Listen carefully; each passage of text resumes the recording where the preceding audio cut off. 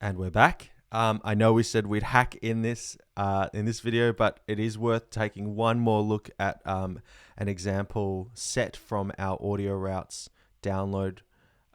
So again, I'm going to my downloads folder, which I've added as a place, and then the uncompressed audio routes folder, and I want to look at the Panner example live set. So let's open Panner. Don't worry about saving whatever we were doing before. And just conceptually to take a look at this layout and see how we might apply this to our own setup. So I can close the browser now. And we have this example set. We have 4 source audio tracks. And then we have 9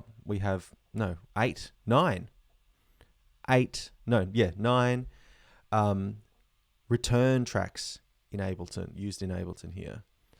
You can see the outputs are set to -6. Interestingly, I'm going to turn off the sends because we don't need to see that at the moment. And again, just looking at the IOs here, you can see that for our source tracks, audio from, well, that could vary, but the audio 2 is set to sends only, i.e. effectively no direct output.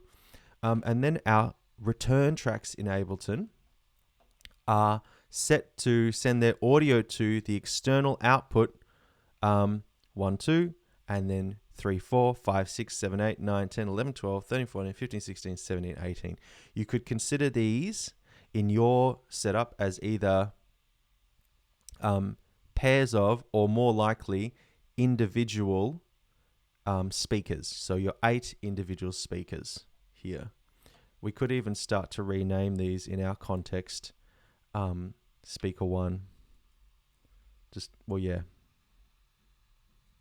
S1, and so on. I might not redo that because it'll take a while, but that's the idea. So on each of these tracks, or the source tracks, you can see we have a Panner object, or a Panner Max for Live device. On the third and fourth, we have these Panner LFOs. Kind of ignore those for now. That's an extension that we don't need to worry about. But you can see on each of these, we have this Panner Max for Live device. Let's look at the first one. Oh, sorry, I don't want to edit it so much, so I just want to look at it. So I'll just wait for Max. I'll just force quit it. Hopefully it doesn't make it sad. There we go. So open. And this is the pop-out window for this Max for Live device. And you can see here, it's like got our plane, our 2D plane here that we can arrange and pan our signal from source 1. There's a bunch of presets, and to make it kind of like our ambisonic setup that we're using, they just have a bunch of different preset speaker configurations, up to 32 separate outputs, and remember these are stereo pairs as well.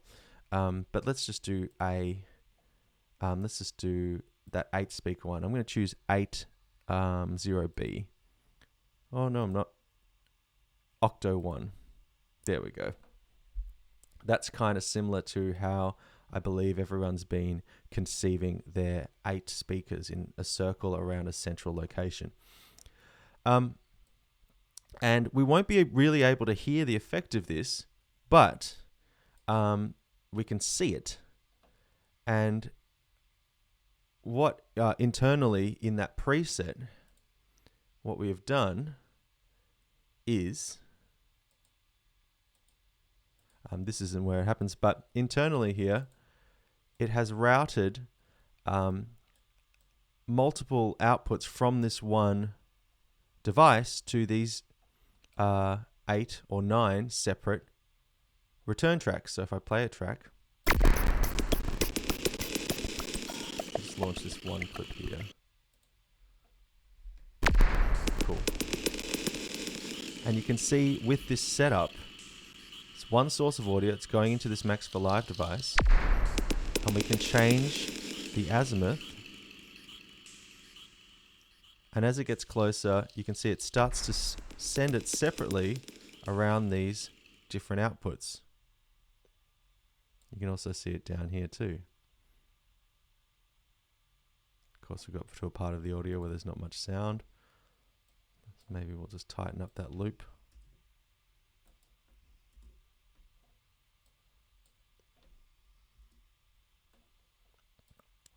Great. And of course, we can't hear that at the moment because that's sent entirely to speakers that we don't have plugged in. But if we continue around with that azimuth, and there we go, it comes back.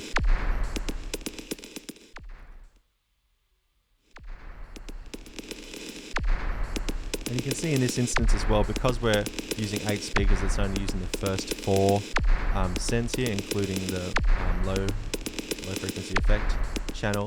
But it is possible to kind of send to multiple outputs from your one channel or your one track on in Ableton using a Max for Live device. The interesting thing that I want to make note of here is simply the fact that they are using, in the live set, they're using return tracks as their final, as the track they're sending to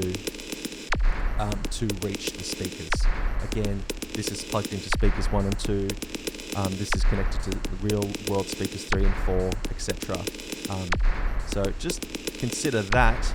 Again, have a bit of a play with it, see what you think, but we're going to be using this system of inputting sounds using tracks here, MIDI tracks or audio tracks, and then sending them or using the return tracks as our kind of final output buses for each of our individual speakers. Alright, now we're ready. See you in the next video.